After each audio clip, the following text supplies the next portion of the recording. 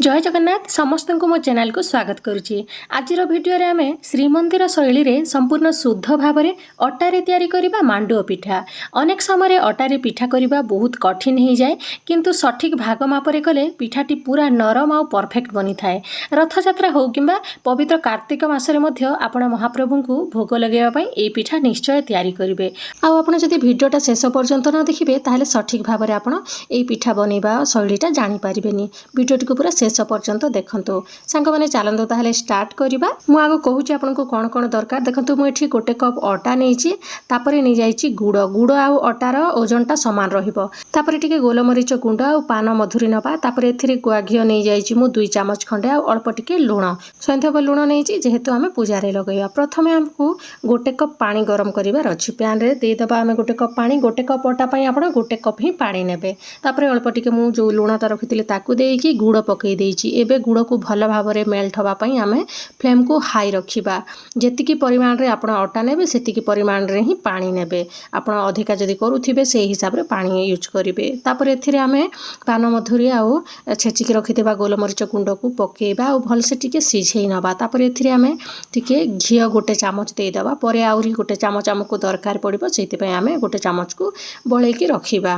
तापर एबे आमे लो फ्लेम रे आमे याकू किछि समय फुटिबा पई दबा। ठीक रे फुटी आसिले एबे धीरे धीरे करिकी आटा को आमे पकेइबा और भल से गोलेइबा। पातिया को पूरा लगातार आपण गोलौथिबे, नहले लम्स पड़ी जिवो देखि पारुथिबे।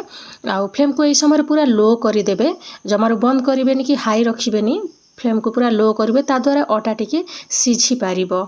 देखि पारुथिबे पूरा बढ़िया भाव में डो ही आसिलानी। आमर पूरा आटा गोला माने आमे जेमती रुटी पई आटा गोलेई थाउ से बढ़िया चकटी हे आसिलानी। आमे याकू प्लेट को काढी नबा। এই পিঠাটি প্রায় প্রায় তো অটা কাকরা ভଳି, কিন্তু ভাগ মাপ টিকে ইয়ার অলগা তার অলগা। তারপরে যে গোটে চামচ আমি বলেকি রখিଥିଲେ ঘিও তা উপরে ଦେଇଦେବା। এথিরে অটা উপরে আউ ইয়াকু টিকে উষুম হওয়া পর্যন্ত ছাড়িদেবা। উষুম থিবা অবস্থারে হি আমি ভলসে দলিবা। তা দ্বারা যদি গোটে গোটে লম্স রহিব সেইটা ভলসে মিলেইଯିବ। সেইথিপাই টিকে উষুম থিবা অবস্থারে হি आपण ইয়াকু চকটিবে, পুরা ঠান্ডা হওয়া পাই দেবেনি। তারপরে আমি গোটে গোটে করিকি পিঠা গঢ়িবা স্টার্ট করিবা। এমতি जो रुटी आमे बनै थाउ सेई आकार रे गुड़ा नहीं जिबा आउ ए बढ़िया दबाई देबा। एमती आमे बिना पुर दिया काकरा जेमती बनै थाउ सेई सेम प्रोसेस रे ही बनिबो, किछि आउ अधिका नै। देखि पारुथिबे गोटे पिठा मु गढ़ी सारिछि। ए बढ़िया सबुतक पिठा को आमे गढ़ी की साइड रे रखि नबा। एपटे चलतो घियो गरम करिबा। जदि आपण पूजा पई बनौचंती ना निहाती घियो रे ही करिवे। आउ जदि आपण नॉर्मल खाइबा पई बनौथिबे ताहले तेल भी यूज करि पारिबे। एबे आमे घियो को भल भाव रे मेल्ट हवा पई दबा आउ हाई फ्लेम करिबा। हाई फ्लेम रे घियो को प्रथमे आमे गरम करिबा। तापरे आमे पिठा गोटे गोटे करिकी पकेइबा। जेतिकी पिठा आपणकर धरौची कढ़ई रे सेतिकी ही पकेइबे। एका सहित बेसी देई देबेनी, नहले पिठाटी बहुत सॉफ्ट हे जिवो आउ भांकी जिबार भी संभावना थाए। आउ एई समय आपण फ्लेम को मीडियम करि देबे। पिठाटी देई सारले ता द्वारा ठीक रे सिझी पारिबो। तापरे आमे गोटे गोटे करिकी ए भलिया उल्टेइबा स्टार्ट करिबा।